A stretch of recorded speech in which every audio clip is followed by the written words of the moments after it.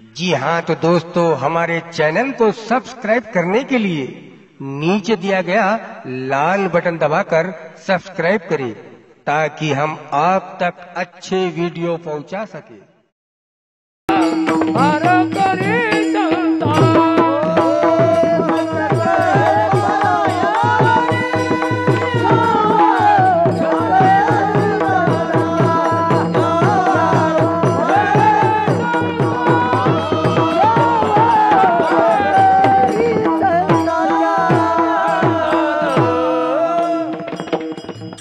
आमच्या संप्रदायातील संतांनी सुंदर नियम लावलेला आहे आणि त्याच नियमाची परिसंगता काल्याच्या कीर्तनाने संतांच्या आदेशाने होते। लक्षात घ्या, प्रसंग कुठलाही असो प्रामुख्याने काल्याचं कीर्तन झालंच पाहिजे। नीट आहे का? आता काला म्हणजे सगळ्यांनाच माहित आहे, वेगळं सांगायची गरज नाही। तसाही वेळ भरपूर झालेला आहे, मी जास्त बोलणार नाही, फक्त 6 वाजेपर्यंत बोलणार आहे। चुकलं का काही? किती जणांची तयारी? हातवर करा, 6 वाजेपर्यंत बसायची। तुम्ही बसूच नका, नाही तुम्ही हात वर करूच नका, नाही का? फक्त यांनीच बसावं, नाही का? मी नेहमी सांगत असतो, पूजा करण्यात पुढे कोण? बाया, म्हणत जा बाया। हळदी कुंकू टाकण्यात पुढे कोण? महादेवाच्या पिंडीवर साखर टाकण्यात पुढे कोण? आज कळस चढवण्यामध्ये पुढे कोण? मी बघितलं डोळ्यांनी। भक्ती मार्गात पुढे कोण? मोठ्याने बोला, भक्ती मार्गात पुढे कोण? कीर्तनात आज जास्त कोण? दुसऱ्याच्या घर फोडतात कोण?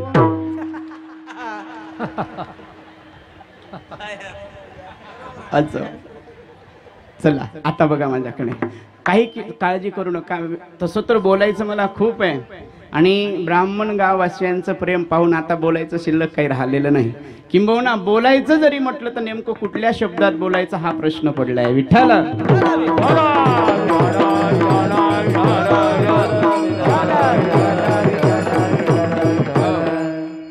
महाराज, प्रसंग सुंदर आहे आणि चला आजच्या दिवस भूक लागली तर लागू द्या, मला बोलूनच घेऊ द्या आज, कळलं का?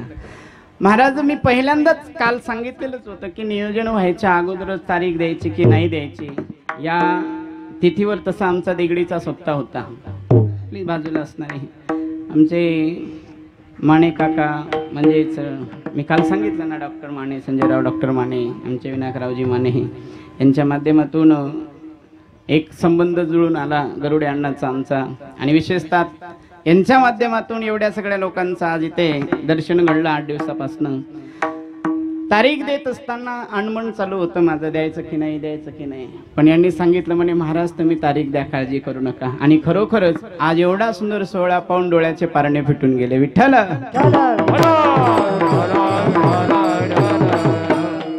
मी रथावर होतो, तुम्ही सगळे पायी चालत होते, किती जणांना किती त्रास झाला याचा अनुमान मी लावत होतो। अवतीभवती जेव्हा आपण इकडे बुजाप्पा मंदिरावर गेलो तिथून माणसं पाहण्याची मजा वेगळीच होती, कळलं का? जिकडे पाहन तिकडे माणसं ही माणसं, आणि लहान लहान लेकरापासून तर मोठ्यापर्यंत। मंडपात किती जण होते? हातवर करा। आम्ही तिकडे गेलो तेव्हा चुकलं तुमचं, कळलं का? ज्ञानोबा सांगतात, याच देही याच जन्मी भोगू मुक्तीचा सोहळा। मुक्ती, मुक्ती म्हणजे काय? ओ मावल्या बोलत जा, मुक्ती म्हणजे गावातली मुक्ती का? मुक्ती म्हणजे नुक्ती नाही, मुक्ती, नुक्तीला वेळ आहे अजून, 1 घंट्याच्या नंतर होईल नुक्ती चालू।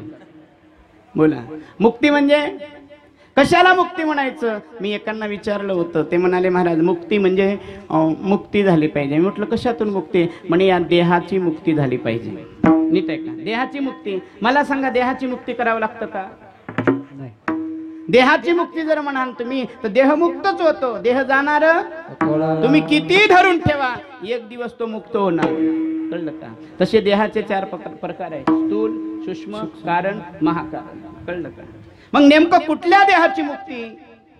जास्त आतमध्ये मी घालणार नाही आज तुम्हाला, फक्त मला सांगायचं मुक्ती, मुक्ती म्हणजे काय? काय मुक्ती? नेमकं मुक्ती म्हणायचं का? बरेच जण म्हणतात नाही महाराज आत्म्याची मुक्ती, या आत्म्याची मुक्ती झाली पाहिजे, पण शास्त्रकार सांगतात आत्मान जानाति न मरिष्यति, आत्मान जन्माला येतो न मरतो, कळलं का? तो जन्माला येत नाही आणि मरतही नाही. का मरत नाही? अहम निर्विकल्पो निराकार रूप चिदानंद रूप शिवोहम शिवोहम. तो स्वतः शिव ओम आहे. मग मला सांगा, त्याला जन्माला यायचंही काही बंधन नाही, जायचंही बंधन नाही, मग तो सदा मुक्त आहे. मग आत्मा जर मुक्त आहे तर आज लोक मुक्तीची इच्छा करतात. नेमकी ती मुक्ती कोणती? एक आजीबाई उठली, ती म्हणे महाराज, रूमवर आली होती, तुमच्या इच्छी नाही तिकडली, म्हणे महाराज म्हणे मला मुक्ती पाहिजे. म्हटलं मुक्ती? म्हणे म्हटलं नुक्ती आहे माझ्याकडे, मुक्ती नाही. ते म्हणे नाही म्हणे महाराज मुक्ती पाहिजे. म्हटलं कोणापासून मुक्ती? ते म्हणे मला. मी म्हटलं का शरीराची मुक्ती, आत्म्याची मुक्ती, घराची मुक्ती? ते म्हणे घराची नाही, मग फक्त मला सुनेपासून मुक्ती पाहिजे. ह्या सगळ्या गोष्टी मुक्तीत बसत नाही. मुक्ती म्हणजे काय? भागवतकारांनी भागवतात सांगितलंय. आपण ज्या गोष्टीला मुक्ती मानून बसलो ती मुक्तीच नाही. कारण भागवतामध्ये सुखाचार्य सांगतात मुक्तीचं साधन नेमकं काय, मुक्ती म्हणजे काय.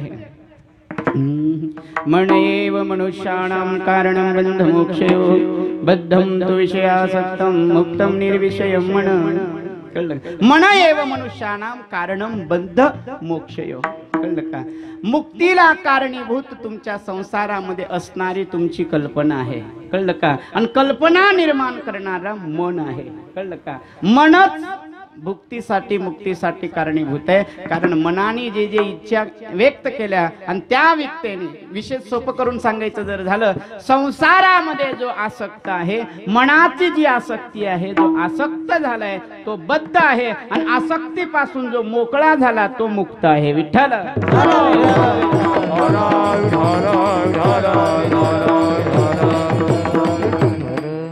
आसक्तीपासून मुक्त व्हायचं असेल तर ज्ञानोबाराय सांगतात ते मुक्ती इथंच पाहिजे. याच जन्मी याच देही भोगू मुक्तीचा सोहळा.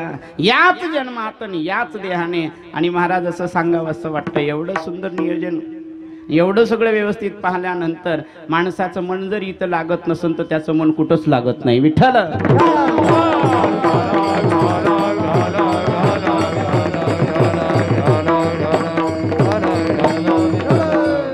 प्रसंग काल्याचा आहे, पण काल्याचा प्रसंग असल्यामुळे नियम आहे. आज ना योगावर बोलता येत, आज ना ध्यानावर बोलता येत, आज ना मुक्तीवर बोलता येत, आज ना भक्तीवर बोलता येत. फक्त बोलावं लागतं.